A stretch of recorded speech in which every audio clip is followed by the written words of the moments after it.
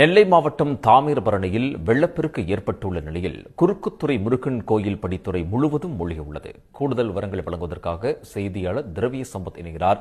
திரவிய சம்பத், விவரங்கள். வடகிழக்கு பருவமழை தொடங்கி இருக்கக்கூடிய நிலையிலே தென் மாவட்டங்களான நெல்லை, தென்காசி, தூத்துக்குடி, கன்னியாகுமரி உள்ளிட்ட மாவட்டங்களில் கடந்த சில நாட்களாகவே மழை வெளுத்து வாங்கி வருகிறது. இந்த நிலையில நேற்று இரவிலிருந்து நெல்லை மாவட்டமான புறநகர் பகுதிகளான அம்பாசமுத்திரம், சேரன்மகாதேவி, மணிமுத்தாறு, மலைப்பகுதிகளாக இருக்கக்கூடிய இந்த காக்காட்சி, நாலுமுக்கு, மாஞ்சோலை உள்ளிட்ட பல்வேறு பகுதிகளிலும் இந்த மழையானது கனமழையாக கொட்டி வந்தது. இதனால் தாமிரபரணி நதியிலே வழக்கத்தை விட நீர்வரத்து அதிகரித்து அதன் நீரின் நிறமும் மாறி வெள்ளப்பெருக்கு ஏற்பட்டிருக்கிறது.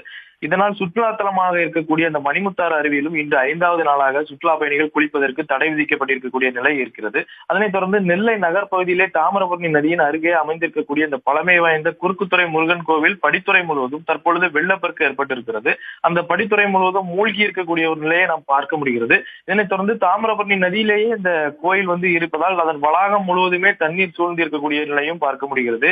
அந்த கோயிலுக்குள் இருக்கக்கூடிய அந்த உட்பிரகாரங்கள், சாமி சிலைகள் இருக்கக்கூடிய பகுதிகளிலும் தண்ணீர் முழுவதுமாக நிரம்பி இருக்கிறது. மாவட்டம் முழுவதும் உள்ள குளங்கள் மற்றும் அணைகளிலும் நீர்மட்டம் வேகமாக உயர்ந்து வருகிறது.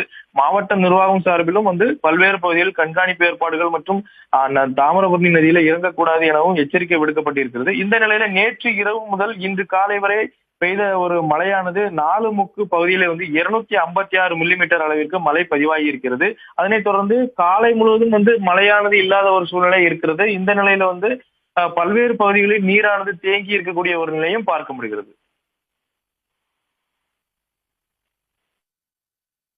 திரவிய சம்பத், தகவல்களுக்கு நன்றி. உடனுக்குடன் செய்திகளை தெரிந்து கொள்ள சன் நியூஸ் பெல் ஐகானை கிளிக் பண்ணுங்க.